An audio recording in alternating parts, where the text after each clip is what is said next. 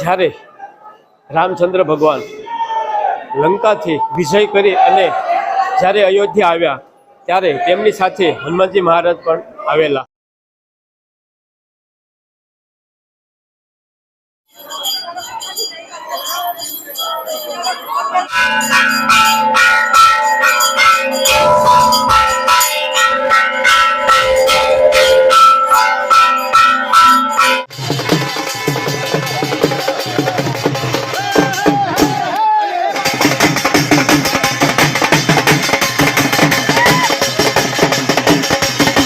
તો મિત્રો આપણે આવી ગયા છીએ અયોધ્યા નગરી કે જ્યાં શ્રી રામ ભગવાનનો પ્રાણ પ્રતિષ્ઠા મહોત્સવ ઉજવાઈ રહ્યો છે.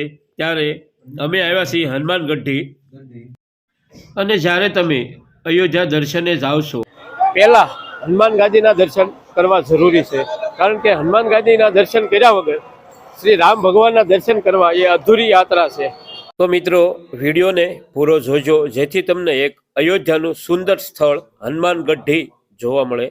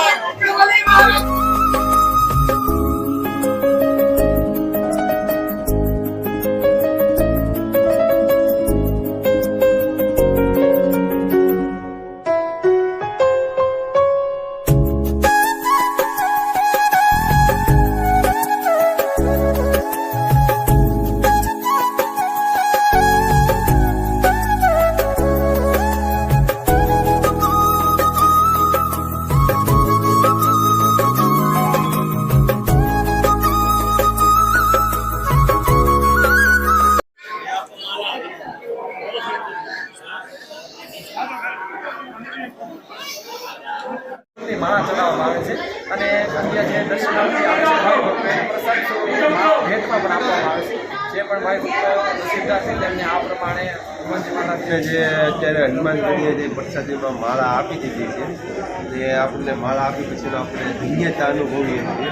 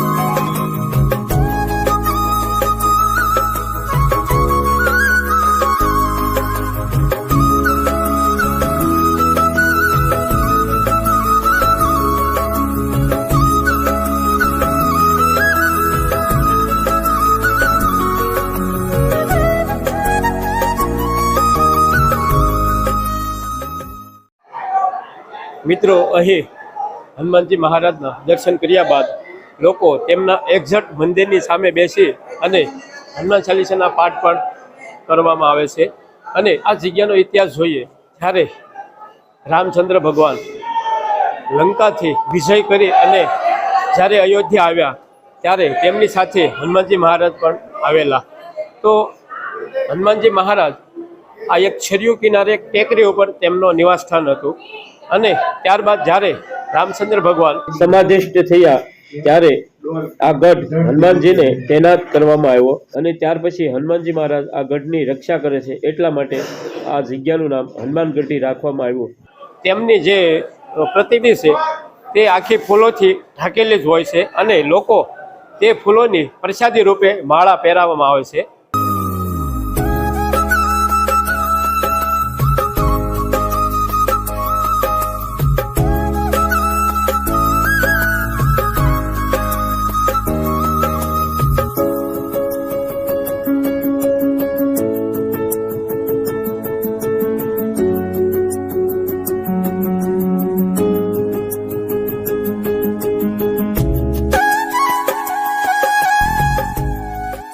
हनुमान जी यहाँ रहते थे।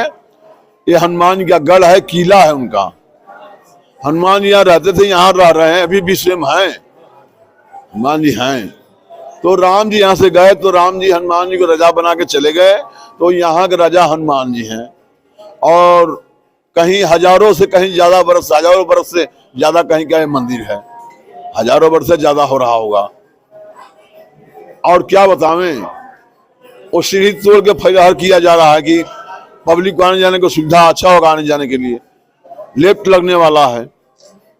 वो सीढ़ी टूट जाएगा, चौड़ा हो जाएगा, फिर इधर से भी टूटेगा, चौड़ा हो जाएगा, लेफ्ट लग जाएगा, सभी लोगों को आने जाने का सुविधा हो जाएगा। हाँ, वो लोग माला पहन के जाते हैं, उसका क्या मतलब है? माला तो इनका पुष्पहार है, गला में पड़ गया, खुशी की बात है। वो हनुमान जी बनाया जाता है, फिर अपने गला में पड़ गया। हाँ, तो वो लोग खुशी खुशी से पहनते हैं। हाँ, खुशी से पहनते हैं, खुशी से पहनाया जाता है। हाँ, જય શ્રી રામ। जय श्री राम।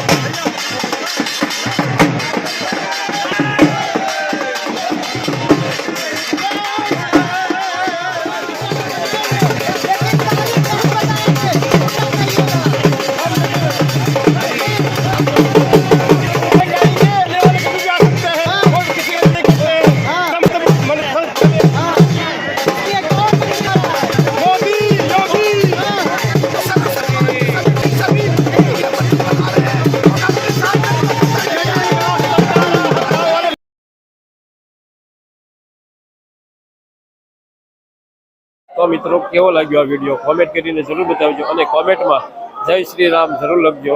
અને આ વિડીયો તમને પસંદ આવ્યો હોય તો વિડીયોને લાઈક કરજો, તમારા મિત્ર મંડળને શેર પણ કરજો, જેથી તે લોકો પણ હનુમાનજી મહારાજના દર્શન કરી શકે.